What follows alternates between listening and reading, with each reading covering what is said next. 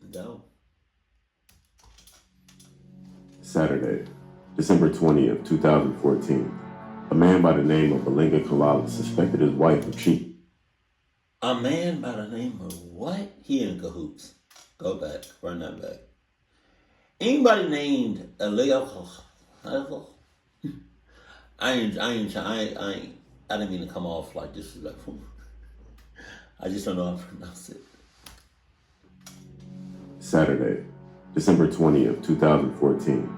A man by the name of Belinga Kalala suspected his wife. But look at Kalala. Anybody with a name like that, you sus. Cheating on him. Soon after his suspicions, his wife told him that her stepmother died and that she has to travel out of the country to attend the funeral. That's convenient. So when she traveled out of town, he decided to do something that will haunt her memories forever. Oh, what? Oh, God. Wow! What'd he do?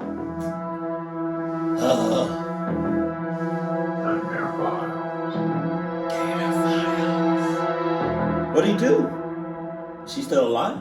Hold on, I got questions.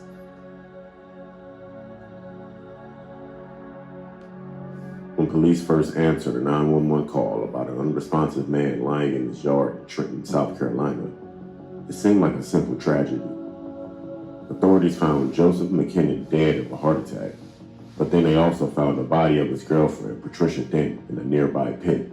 McKinnon, police had realized, had died while trying to bury his girlfriend's body. What? Evidence gathered at the scene, along with statements from witnesses, aided investigators to build a timeline, leading them to believe that Mr. McKinnon attacked Ms. Dent while inside her home. Their statement added, Mr. McKinnon then bound her and wrapped her in trash bags before putting her in the previously dug pit. The pit was then partially filled in by Mr. McKinnon. While covering the pit, Mr. McKinnon had a cardiac event, causing his death. There was no trauma to his body and he seemed to have died of natural causes. However, the investigators had a hard time finding his significant other. After searching the home that McKinnon and Dent shared, police reached out to Dent's colleagues at the Mount Village Golf Club in North Augusta. Her coworker said that Dent had uncharacteristically missed work that morning and that she hadn't responded to any messages. Police then searched the premises. After finding blood inside McKinnon and Dent's home, they returned to the garden where McKinnon had died while filling a large pit. A neighbor had told police that McKinnon had dug the pit for a new water feature, but police found something else inside. They got down in the pit and started digging around. They uncovered it enough that they found black garbage bags. Inside the bags, he said, police found the body of bound and bruised Patricia Dent. According to an autopsy confirmed what police had suspected already. McKinnon had died of cardiac arrest. Dent had been strangled. Police believe that after hitting and choking Dent, McKinnon had bound her with tape and then he wrapped her body in large garbage bags. So, she died by brute force, by physical attack. And he died by natural causes?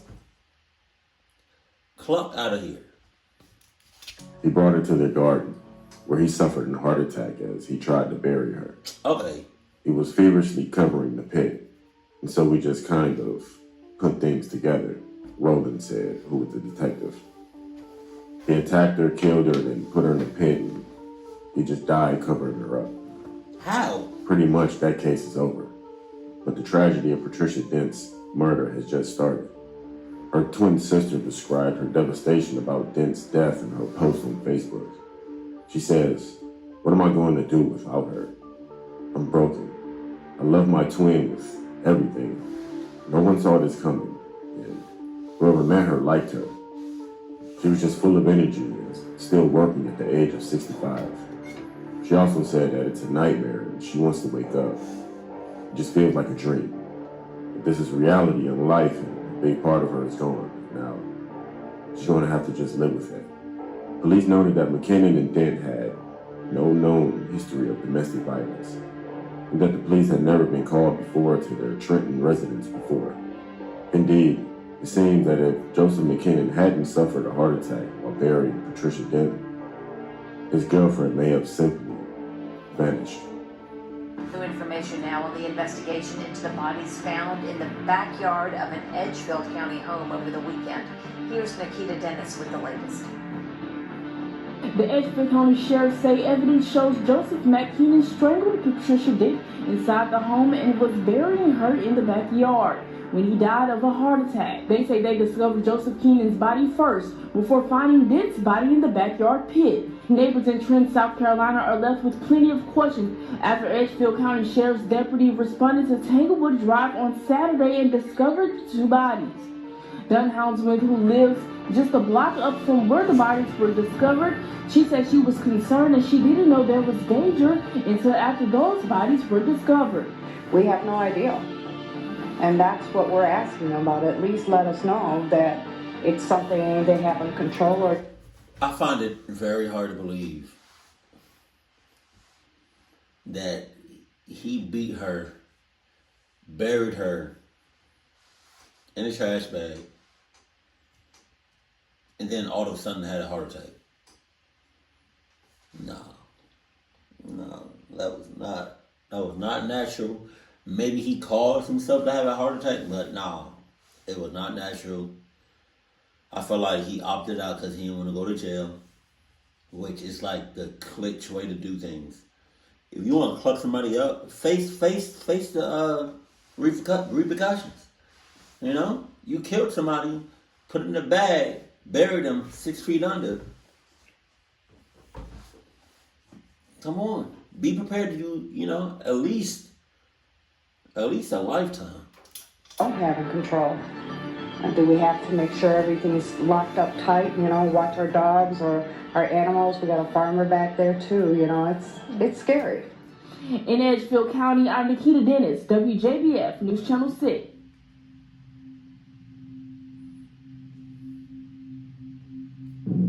Oh, there's the title of this. When bad spouses receive a huge dose of karma. I did not read the title of this. So that's just karma.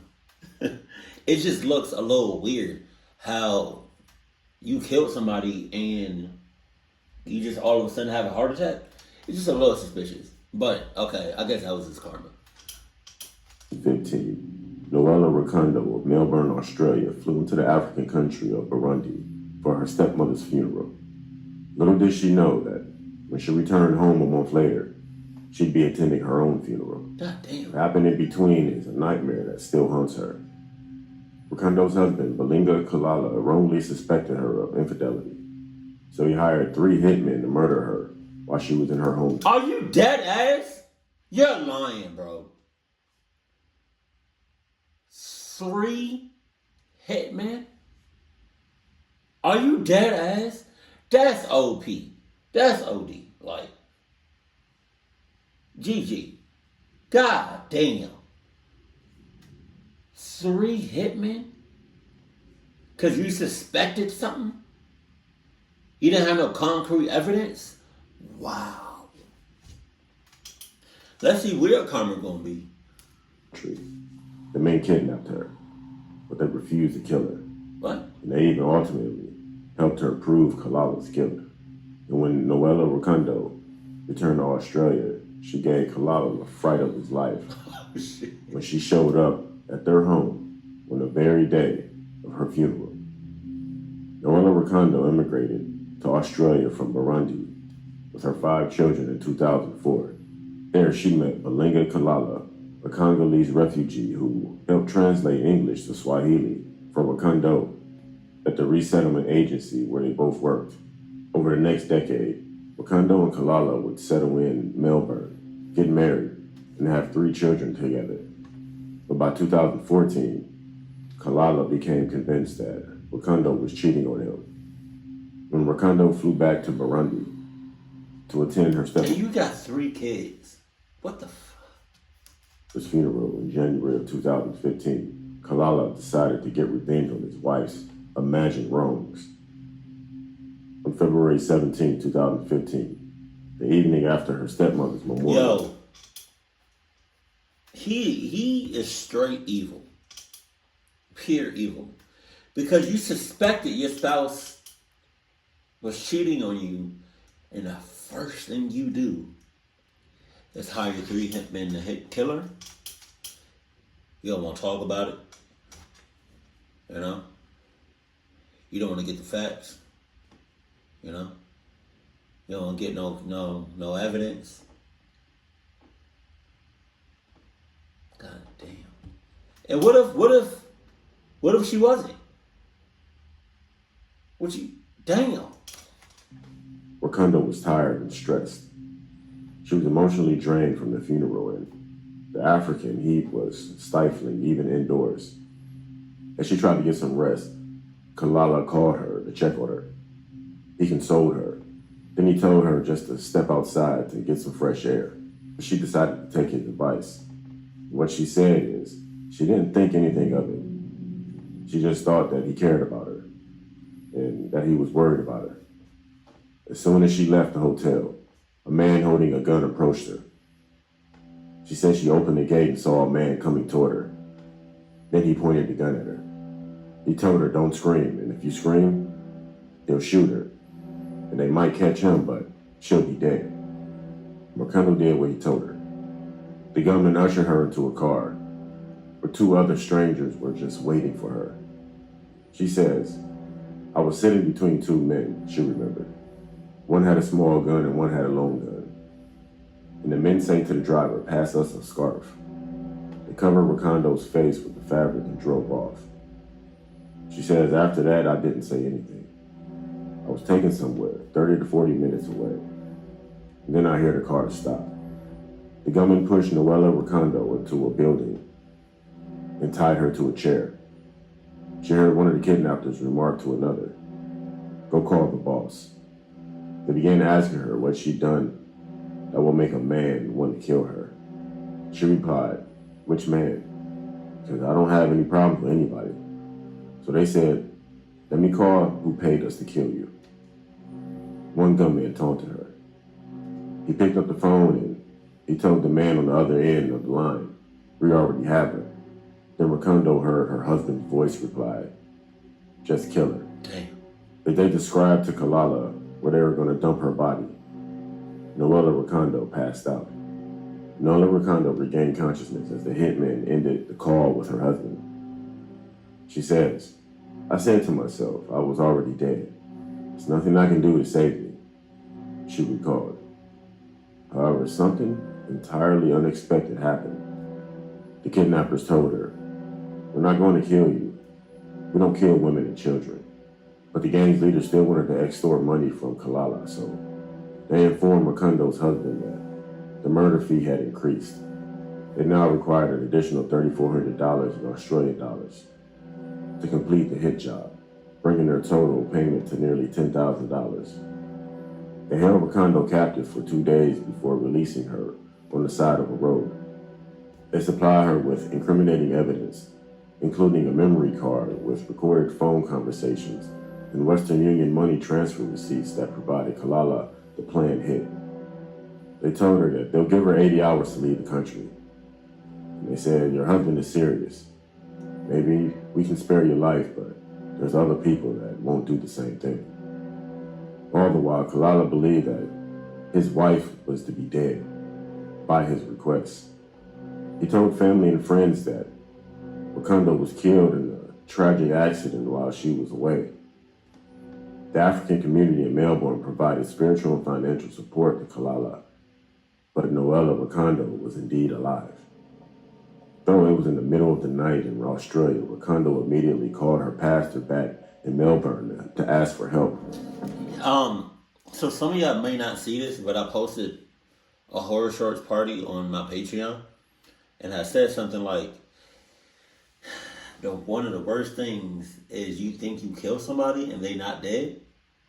So now they're going, I don't know if she's going to come after him, but like they come after you. Or they just pop up in the grocery store and y'all lock eyes. That's some awkward shit. Also contacted the Kenyan and Belgian embassies for assistance returning to Australia. She arrived back in Melbourne February 22nd, 2015, and went straight home to confront Kalala. At 7:30 p.m., She pulled up and she saw Kalala escorting guests to their cars following the memorial service he had hosted for his supposedly dead wife. After the guests left, Macondo emerged. She stared at her husband, who was understandably perplexed, and he was terrified. She said that he didn't believe it. Then he started walking toward her slowly.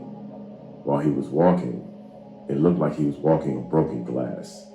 He kept talking to himself.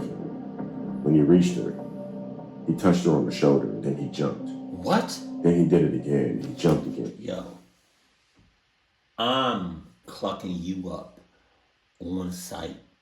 Bitch, you try to kill me. Then he asked her, "Is that you?" Then he started screaming. He was screaming that he was sorry for everything. No, you're not. Macondo simply replied, "Surprise, I'm still alive." She then called the police. Initially, Kalala denied having anything to do with the murder plot. But in addition to the evidence Macondo brought from Burundi, police later wiretapped the phone conversation which Kalala confessed to his crime. In court, Kalala pleaded guilty to one count of incitement to murder. And what she said is, sometimes the devil can come into somebody's life, but they can make them do crazy stuff. The husband said he doesn't know why he did that thing. Yeah, all right. He just wasn't himself. All right. Belinga Kalala was sentenced to 9 years in prison. That's it? With the possibility of parole after 6 years. Remarkably, Noella Macondo holds no grudge against her husband. My ass. If I was her, I'm coming after you. Like my life depends on it. Because you might do that shit. You might get hitman again on me. How do you go into a relationship?